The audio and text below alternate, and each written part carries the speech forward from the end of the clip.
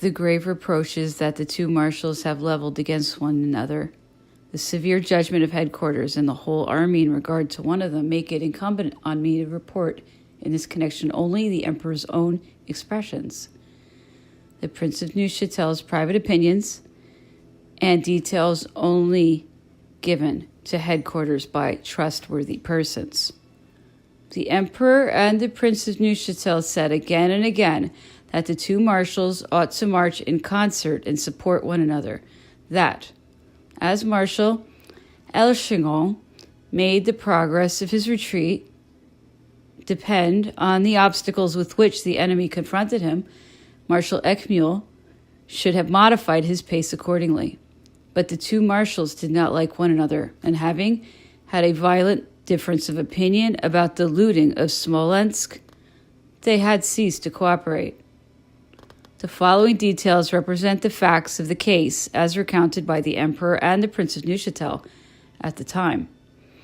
The First Corps, aware of the dangers threatening the Viceroy, who was ahead of it, quickened its pace, keeping Marshal Elchingen informed of its movements, but not bothering about whether he was able to follow. The harder the Russians pressed and attacked, the faster the corps marched, thus carrying out the orders which Marshal Eckmühl had received. Those orders he had passed on to Marshal Elchingen, assuming that the latter would act on them and hasten his pace also.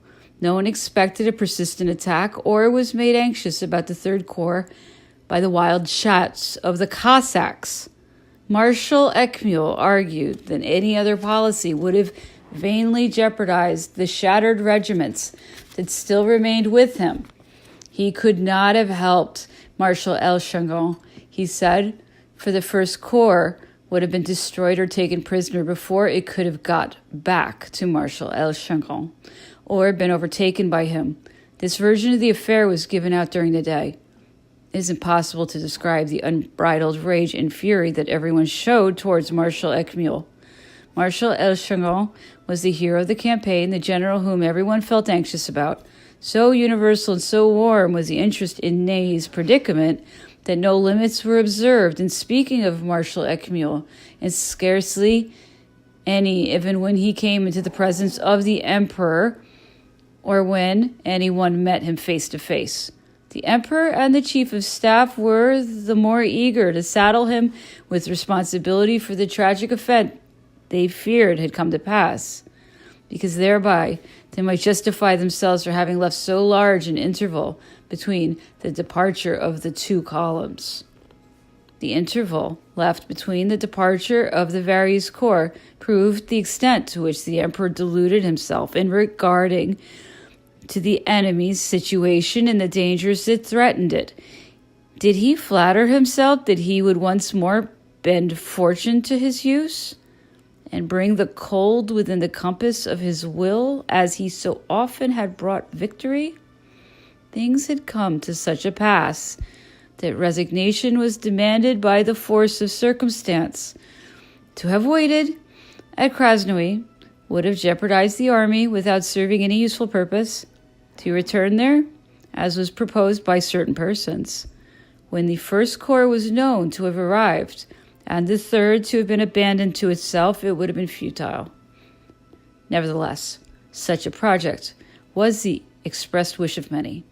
Cooler heads saw, of course, how absurd that was, for Marshal Elchingen's fate was in fact already decided one way or the other, when, so far away from him, extravagant plans were being considered for his rescue.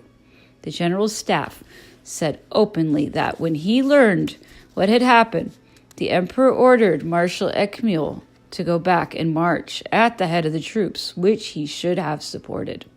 Such an order, however, was given on the impulse of the moment, and with the certainty that it could not be carried out.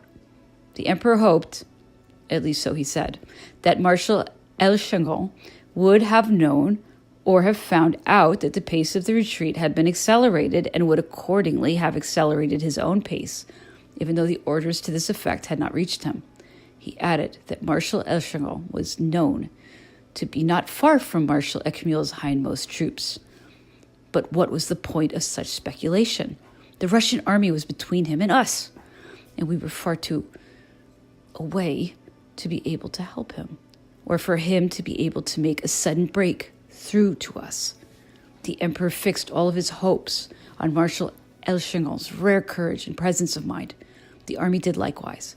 Despite this legitimate confidence in his hero, the emperor never ceased to lament his loss, which he regarded as virtually inevitable. He will attempt the impossible, he said, and lose his life in some desperate attack. I'd give the 300 millions in gold I've got in the Tuileries vaults to save him. If he's not killed, he'll escape with a few brave men, but the odds are heavily against him. On the 19th, headquarters was established at Orsha, where the emperor was relieved to find that his vanguard had arrived. Our troops had the bridge well in hand. We had relied on the local shops, but these served only to supply the needs of headquarters and the guard. The countryside, however, provided further substantial resources which, though certainly a boon to the army, were not an unmixed blessing, for large numbers of men who hitherto had kept their ranks left them when they found themselves amidst abundance. Of the many who went after food, but few returned. A deserter's existence, which held out to the men the hope of getting plenty to eat, of being free, of having a roof over their heads instead of bivouacking nearly always without rations, of obtaining rest and warmth during the night instead of duties in the bitter cold. All these temptations were more than they could resist. Cossacks and armed peasants captured many of those stragglers from day to day, for most of them had carelessly thrown away their arms in order to get along more easily, and also to escape being forced back into the ranks, where their lack of arms made them useless. But not even the pleasure of seeing an inhabited countryside with a few resources distracted attention from Marshal Elchingen, who all this time was the object of common concern. The Prince of Neuchâtel, as if he wanted to clear himself in advance of any responsibility for whatever happened to Marshal Elchingen, showed everyone the orders given to Marshal Eckmühl by the General Staff. He showed them to me. The outburst of fury against Marshal Eckmühl was the more general because the Emperor publicly charged him with being responsible for all the dangers that the Third Army Corps might have to run. The fact is, of course, that the pace should have been accelerated all along the line, and that Marshal Elchingen should have left Smolensk on the 16th. But the emperor could make up his mind when it was a question of ordering a retreat. It should be pointed out, to the glory of Marshal Elchingen, that the army was of one opinion about him. To overtake us by way of the Krasnoye road was regarded as an impossible task. But if anyone could do the impossible, then Ney was the man. Every map was in use. Everyone pored over them, tracing the route that Ney would follow if courage could open a way for him. Once they've got rid of their artillery, the good old infantry will come through anything with a leader like that. He'll bring them back through Kiev rather than surrender. Such was the general sentiment.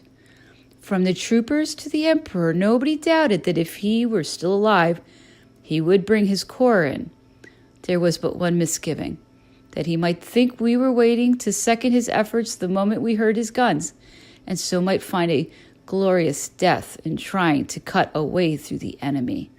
What finer tribute could be paid to a soldier than this universal confidence that he would successfully carry out what most men would hardly dare to even attempt? After his arrival at Orsha on the 19th, the emperor had spent part of the day on the bridge. He had inspected the environs, as if there were still some chance that the town could be held. Although there was no news of Marshal Elchingen, we continued to hope. Every delay made our plight worse, and so the retreat continued. The viceroy was put in charge of the rear guard, and on the 20th, in the afternoon, headquarters were transferred to the manor house of Baranui, a short way beyond Orsha and a quarter of a league off the road. Here the emperor learned from a Polish civilian of the Moldavian army's march on Minsk. His informant, however, was unable to tell him exactly when it had started or how far it had progressed. All he knew was hearsay, picked up from someone else.